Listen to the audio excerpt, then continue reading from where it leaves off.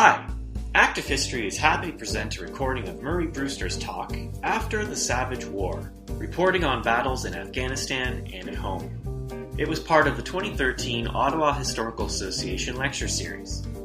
You can find recordings of other talks at ActiveHistory.ca.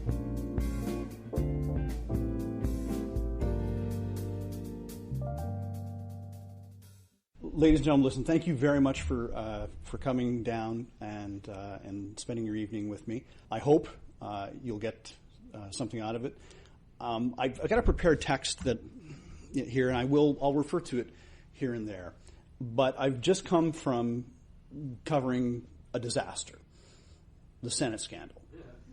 Literally, I just literally walked out of the red chamber.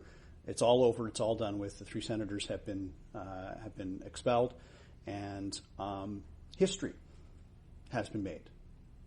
And it's an unfortunate bit of history. And I'm not trying to cast this to you in political terms of liberal or conservative, because I honestly believe that regardless of what party is in power, the wielding of that power is done in a similar manner. So it's an evening where you're going to get a bit of reflection on that, because it actually ties into this. It actually ties into the war, because politics was a very big part of how this war was prosecuted.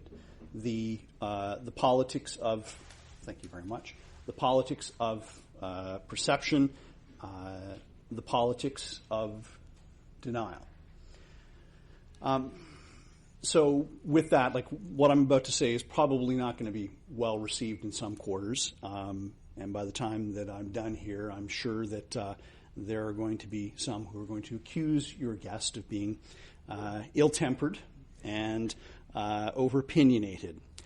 And this is going to especially perhaps be true in the journalism community, because I might even be labeled as a bit of a heretic, because some of what I'm going to want to talk to you about here extends beyond the confines of history, and it is going to be inclusive of the rather bruising world of the media these days, as well as politics, because those are the places where our perceptions are created, our perceptions of events. And I would suggest to you more than ever that these two distinct worlds, politics and the media, have become fused and indivisibly linked. And I believe that someone needs to speak with some candor about that, because what I saw in Afghanistan underscored for me that lives are at stake. Now, lives were at stake in what happened tonight in the Senate. You have three people whose livelihoods have been taken away from them. We can debate what they have done, but at the moment, they have not been charged with a crime. And yet, we have one of the legislative bodies of this country that has passed sentence on them in a manner that could potentially affect whatever court cases come along. And we are rapidly, as far as I'm concerned, approaching a crossroads as a nation where we could topple into a new dark age, one where perceptions and slogans and marketing trump evidence, principle, and substance. Now, you're going to have to forgive me for standing here and not saying that all is right with the world and that our efforts in Afghanistan were a smashing success and that everybody there loves us. I know that it's something that many of our fellow countrymen want to hear, and it's something that our politicians have demanded to hear, especially from the media. And when they haven't, even the most good-natured and generous skepticism has been cause for wild-eyed charges of treason. It wasn't really that long ago that if you were questioning the treatment of prisoners, of Taliban prisoners, that somehow you were a Taliban lover. And if you were questioning how the war was being conducted, you were not supporting the troops. Now, before I launch into this full-throated critique, it should be perfectly clear that I am an employee of good standing, hopefully, with the Canadian press, And my views here tonight are my own. They don't represent my employer. And I'm here by invitation, and I alone am responsible for what I am about to say. Believing that we as a nation have a constructive role in the world and a constructive role to play is something that I have held dear throughout my nearly 30 years in journalism. And I believe that journalists have a duty, even a sacred obligation, to call it as they see it. Now, I'm here to present to you what I saw in the almost 6 years of covering Afghanistan, the war and often the incoherent attempt at nation building. Now, I have no axe to grind. I have no grudges to settle here with individuals or institutions, just an unwavering sense that we had the best of intentions at heart, and this perspective is now going to be talking to you about how those best of intentions were bent, twisted, distorted, and even buried by what Kipling very aptly called heathen folly. And I'm concerned about this because I believe our experience in Afghanistan and in the Senate tonight are crucial to the future of our nation and our society, and a society that believes in fairness and that believes in helping others. Ladies and gentlemen, history is alive. It's a breathing thing. That may come as a shock, even in this very well-read and well-reasoned crowd. The notion that history is dead, written and carved into stone, immovable, is ingrained in us pretty much early on, because most often our education system strangles the very life out of the events by the way it teaches history to us.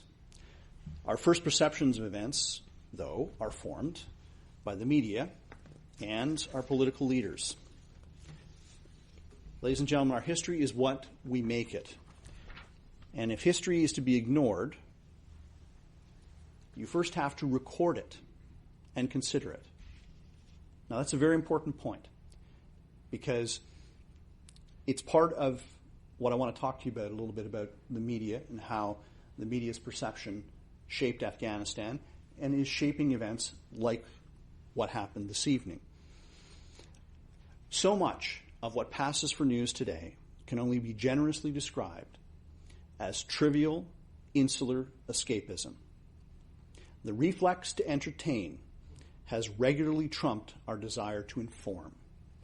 The duty to be fair and accurate has often been overtaken by the need to be edgy and controversial. The demand of impartiality has been poisoned on the taste of partisan politics. Sometimes we've choked on it, and when I say we, I mean we in the media. Other times we have willingly and even happily swallowed such bile. Now, that's not to say that all organizations, have succumbed to the siren call in this post-mass media world. And there are some who still serve as a beacon of principles and the ideals of journalism that we hold dear. But I would argue that the pressure to trivialize and even to avoid serious discussion is at the worst point I've seen it in almost 30 years in journalism. Polarization, the notion that you're either with us or you're against us, has seeped into just about every corner of our public discourse. It is what I've sometimes described as the criminalization of legitimate criticism. No longer are we able to constructively deconstruct policies and decisions without somehow being accused of harboring an agenda or being an outright dissident. As I said earlier, questions about how prisoners of war are treated, you're accused of being a Taliban sympathizer. One asks about the broad reach of the internet surveillance legislation, and you're accused of standing with child pornographers. You ask about due process in the rush to justice in the Senate, you're accused of being on the side of people who have fleeced the taxpayers. It is that kind of toxic stew in which Canada waded into that nation-building exercise in Kandahar. Now, to truly understand what we've gotten ourselves into, it's instructive to lay out a few figures that, in the humble estimation of this journalist, speak volumes about the nearly impossible task that we set for ourselves. Does anyone here have, this is an obscure fact, but does anyone here have an idea what the illiteracy rate in Kandahar or in Afghanistan was in 2006? A 6% literacy rate? You're a little far off, but essentially in Kandahar City in 2005, the illiteracy rate was 65%. Now think about that for a moment. 2/3 of the population could not read or write.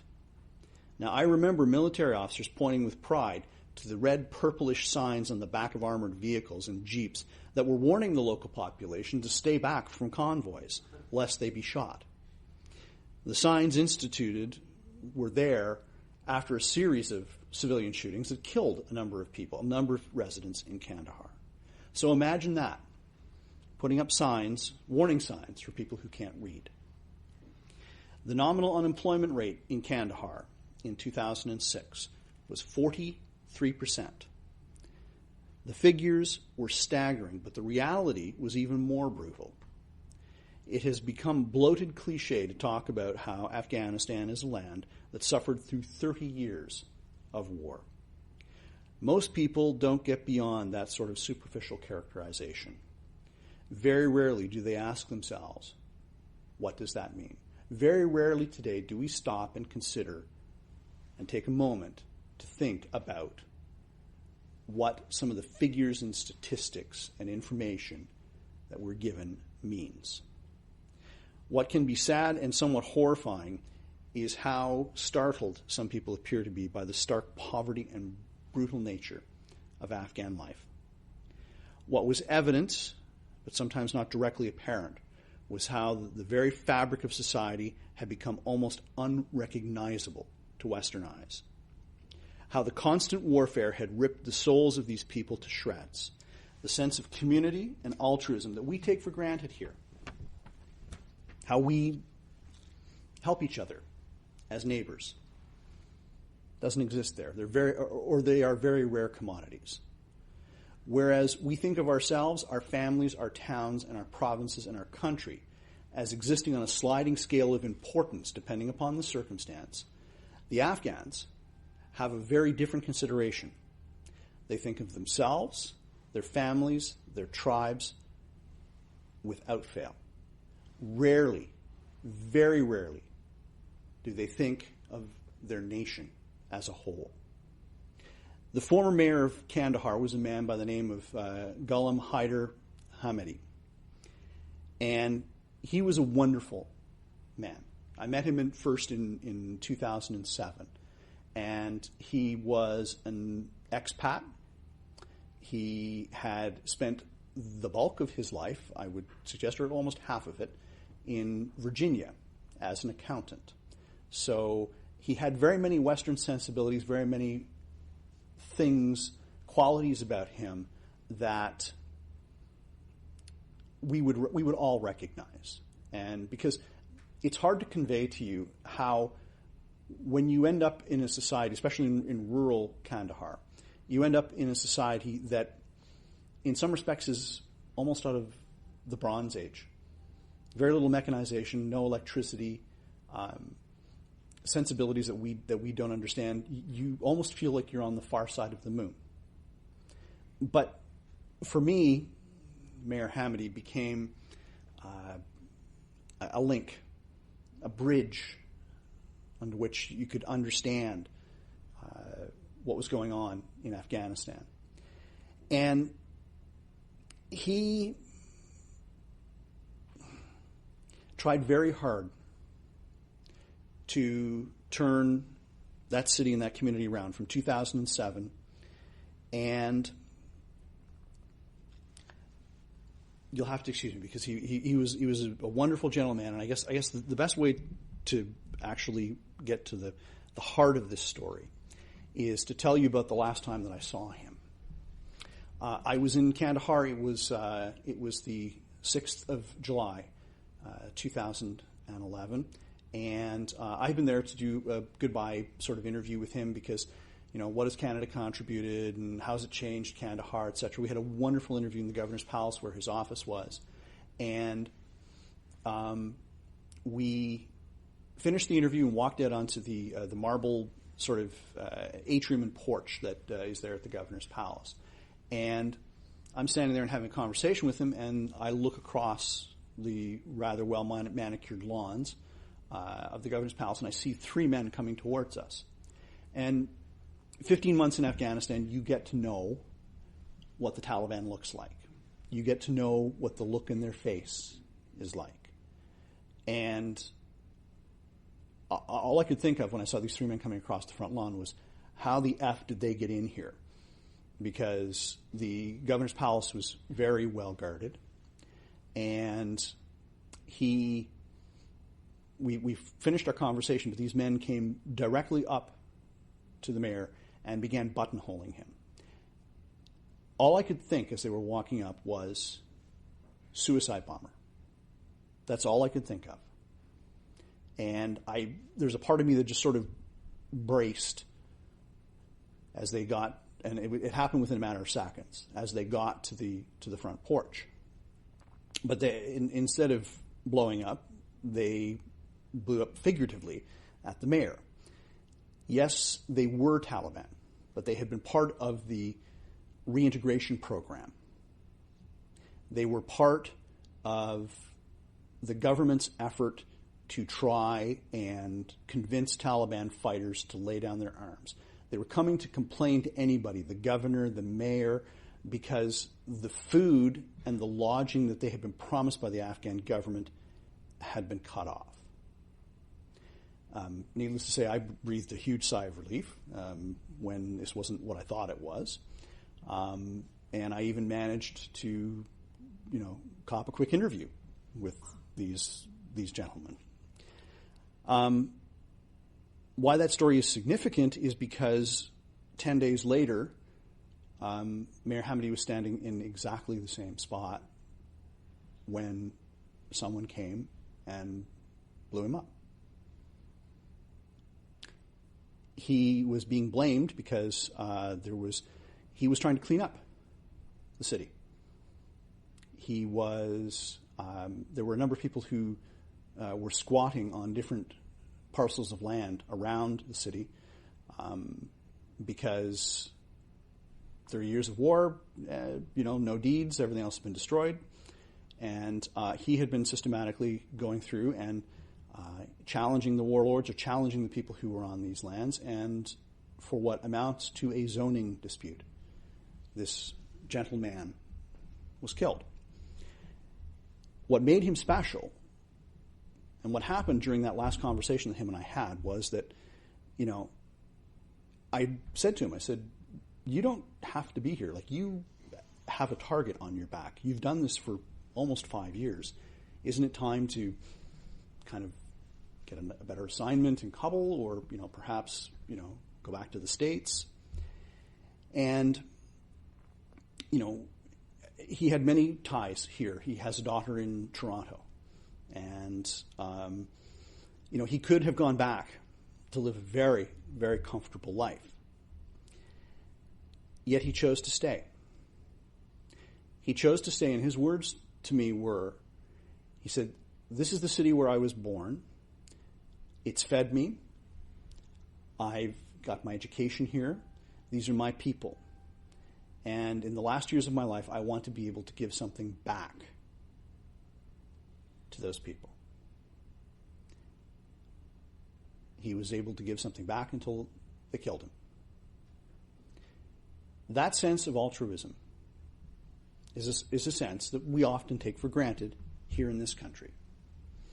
And you don't find it in Afghanistan.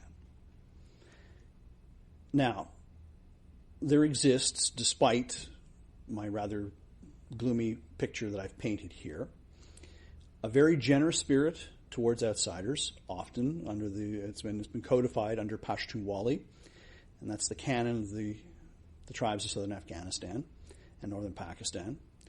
People may seem remote and stone-faced and enigmatic on the surface, but once you are accepted, people will often die defending you. Getting accepted is the hard part, though. Reaching that layer of distrust. Now, I have come to appreciate how dark and bitter and cynical the Afghan heart can be. Many of my best friends in Kandahar have a very tart, very dark sense of humor. We would mistake it as flippancy. How much of this complex place did we understand before we went in? Not very many. Not very much.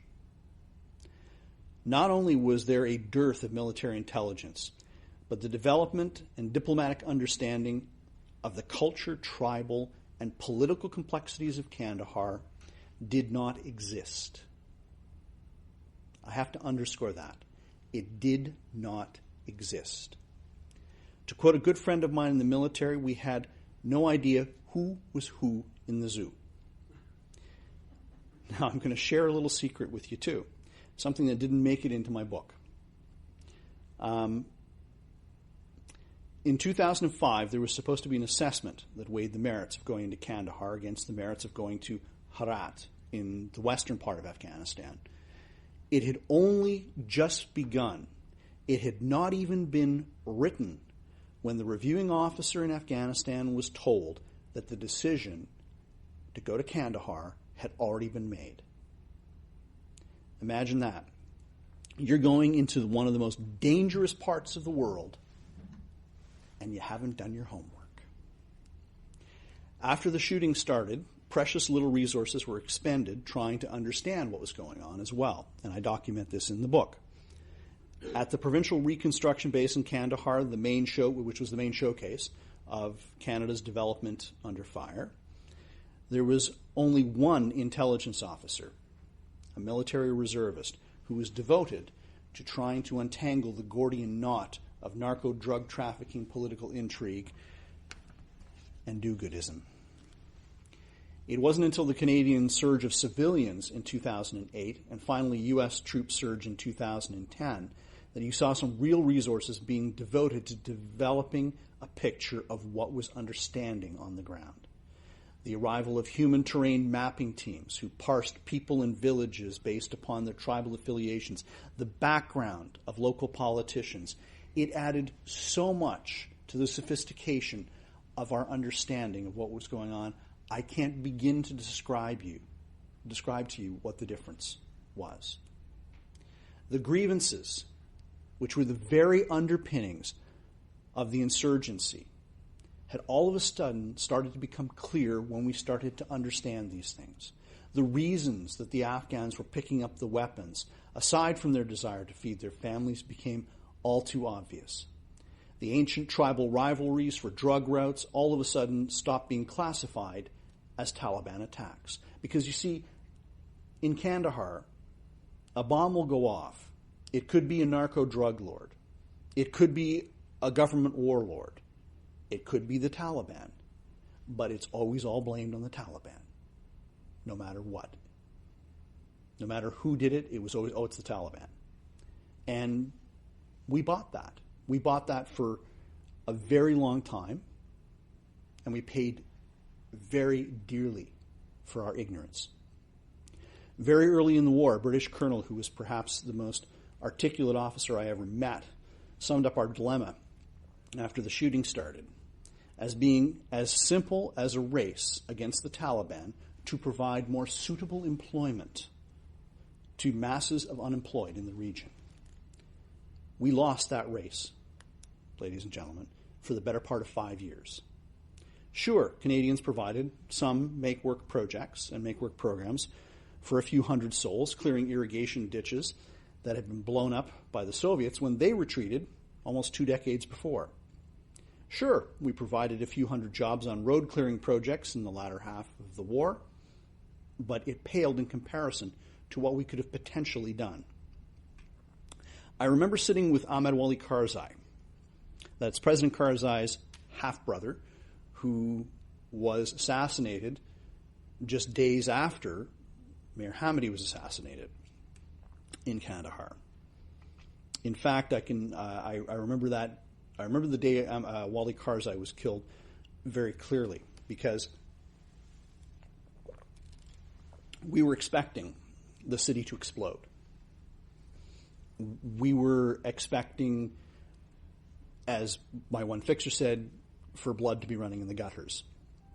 And as gruesome as it may sound, Wiley Karzai was assassinated by one of his own bodyguards in what it amounts to, or what was eventually found out to be sort of a personal dispute. I don't think I've ever heard anyone say, thank God it was a personal dispute. Because had it been the Taliban, I mean, the Taliban claimed responsibility anyway, but had it really truly been the Taliban, then there would have been blood in the streets. And I mean, I can remember driving down the main road in Kandahar, this one main boulevard, and the body of the assassin was strung on piano wire, or concertina wire, over the second-story top of the building. That's just to give you an idea as to how brutal the place can be and how swift and brutal the justice was there. But Ahmad Wiley Karzai was a feared man. He had his fingers in every pie. He was, if you've read the New York Times, if you read a number of our accounts as well, he was supposedly into drug dealing, or at least facilitating the drug trafficking. He was supposedly linked and negotiating and talking with the Taliban. My favorite memory of him, though, was our first interview when he sat an AK-74 on the coffee table in between us before our interview began. It had just been given to him as a gift, and he was very excited. And he just wanted to show me his new gun. And needless to say, most of my questions were softballs during that interview. But when we were talking about what Kandahar needed, he was talking about our need to have massive public works projects to put a lot of people to work there. And it was interesting because even he underscored that unemployment was the real enemy there. But what did the Canadian public hear? What did you folks hear back here? What I considered to be a lot of empty, tub-thumping rhetoric about terrorists. Now, that's not to diminish the horrors of what the Taliban were doing to their own people and to ours, because I can say with a great deal of conviction I've been on the other end of Taliban ambushes and bullets. But that they were allowed to do it and given safe haven by those around them. And I don't mean Pakistan. I'm talking the people in the villages around them should have been screaming at us, and it wasn't. Many of those who were shooting at us, contrary to what you may perceive, they were not highly trained, Homeland-style, if you watch the TV show Homeland-style terrorists, okay? They were simple farmers. They were ordinary people who were being paid $10 to $25 a day to plant bombs because they needed the cash. Those are the people who were shooting at us. What was our solution? What was the solution of the international community? Well, you may have heard about some of the massive public works programs that we undertook in Kandahar. The rebuilding of the Dalla Dam, as an example. But I'll bet you didn't realize that many of those massive international programs left very little dollars or very little employment in Kandahar or in Afghanistan itself, because they were carried out by international companies who often brought in their own people. And a lot of the cash was just funneled through Afghanistan and back into the coffers of some of the major corporations in this country, in the United States, in the UK, etc. It was make-work projects for some of our multinational companies. And I remember Wally Karzai saying that even if we paid Afghans to move one rock pile from one side of the road to the other and then back again, it would be better than having them build bombs. We had trouble listening, ladies and gentlemen. And we were often so sure of ourselves, we were often so sure of our own methods and our own moral superiority that the wishes of the people we were trying to serve were drowned out by the grind of a publicity machine that was trying to assure everyone back here that we were doing good deeds. Little known fact, the Canadian military conducted public opinion surveys on the streets of Kandahar throughout the war. It started in 2007 and ran right up until the day we pulled the last of the troops out in the summer of 2011. I have a whole filing cabinet full of these public opinion surveys. And for anyone who reads polls for a living as I do, the level of detail just leaves you absolutely gobsmacked. They asked ordinary Afghans everything. They asked about the number of farm animals needed for a healthy business. They asked about educating women. They asked about whether military convoys drove too fast through their neighborhoods. But the most relevant, the most startling aspect was the consistency of the message that we were getting back. In fact, I'm almost certain the Afghans, if they participated in more than one of these surveys, would have looked at us and wanted to slap some of the pollsters. Because over and over again, over 4 years, the Afghans listed their number one concern as jobs and the economy. Their number two concern, in Kandahar in particular, was the supply of stable electricity. The third concern was security. So, when it came time to design the programs that we were going to deliver for the Afghans, our benchmarks and priorities, what did we give them? Does anybody remember? Health in terms of polio immunization, education by the way of rebuilding schools, and irrigation through the reconstruction of the Dalla Dam. Now, those priorities were on the list of people in Kandahar, but they were way down in terms of what the Afghans really needed and wanted to get themselves back on their feet. They were a society in survival mode. And strangely enough, those are the policies, those policies that we gave to the that we imposed upon the Afghans. They're the things that we hold dear in Canada. Healthcare, education, agriculture, yeah, but that was maybe there was a bit of a recognition of how bad things were there. And I'm just amazed that it wasn't part of what they wanted, what they asked for.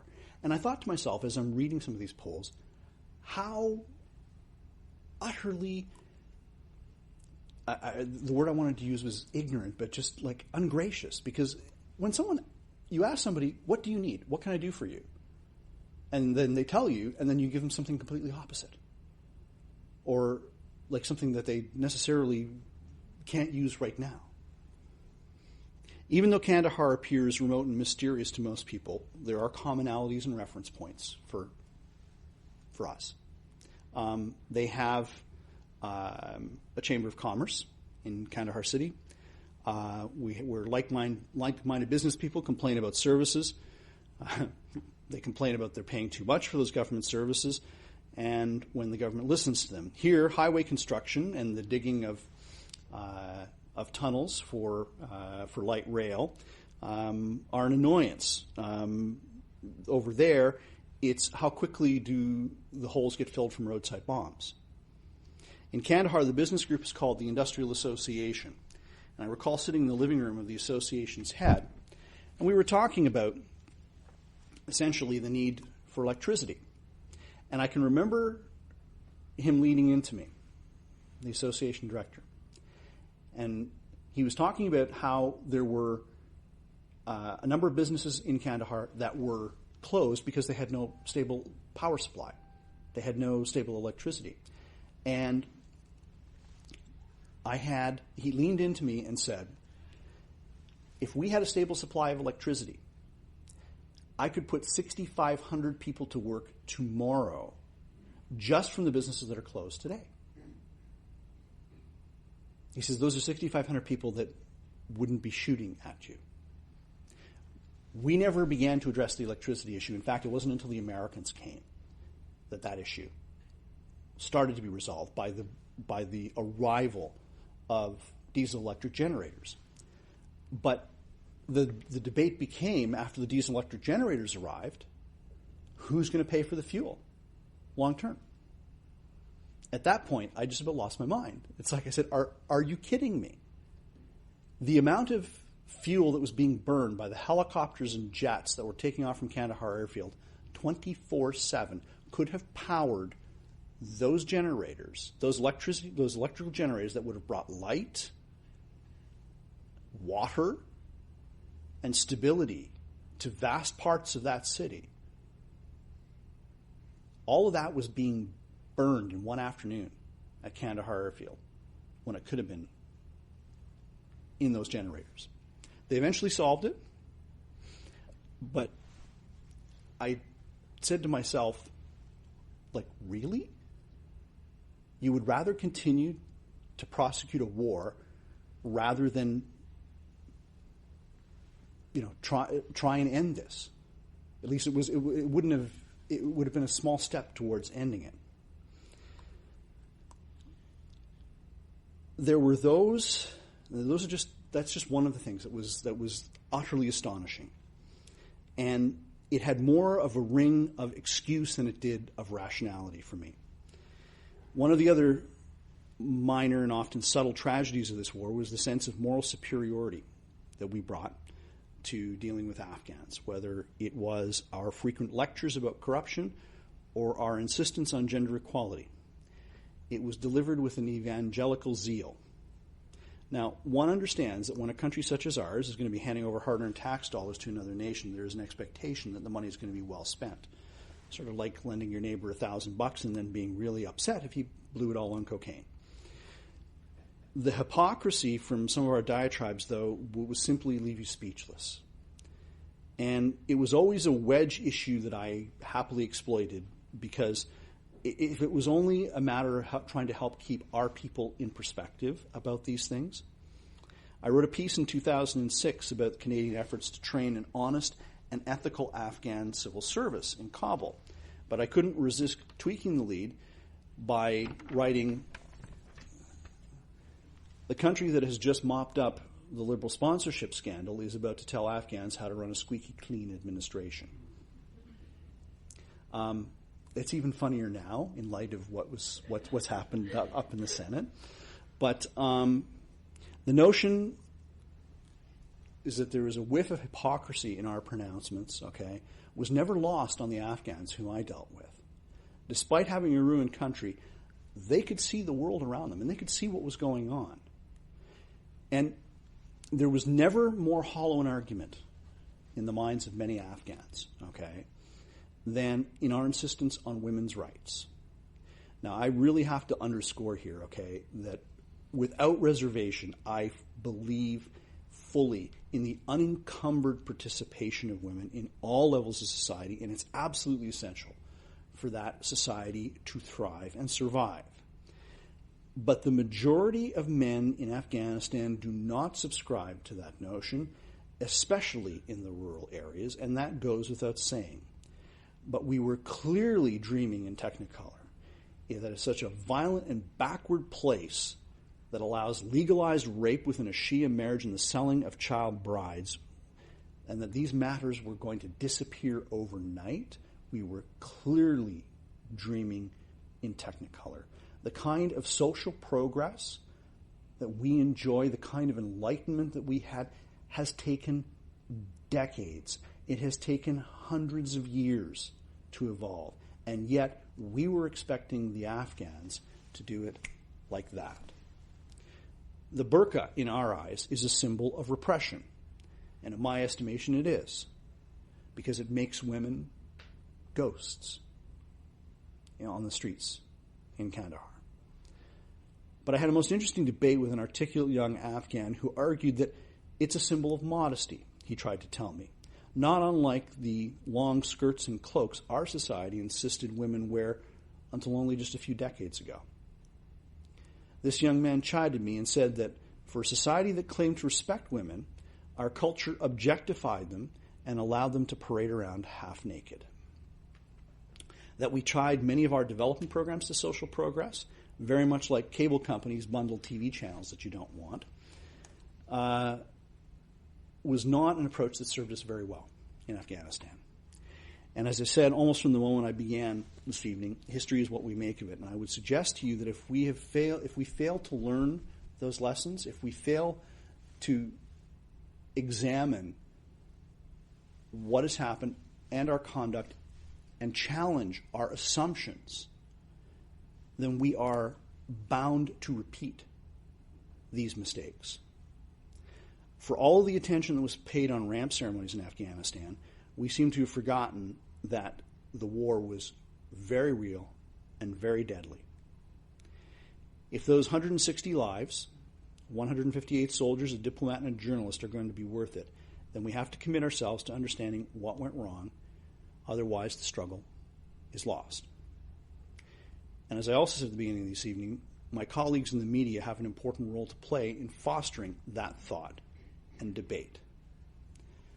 Unfortunately, our coverage lately has looked more like a bad reality TV show than it has about the sort of challenging and thought-provoking journalism that we expect, or we have come to expect.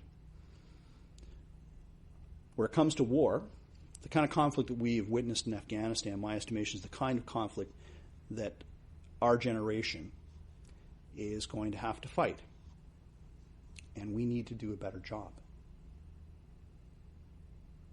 Thanks very much for listening, and I'm happy to take any of your questions.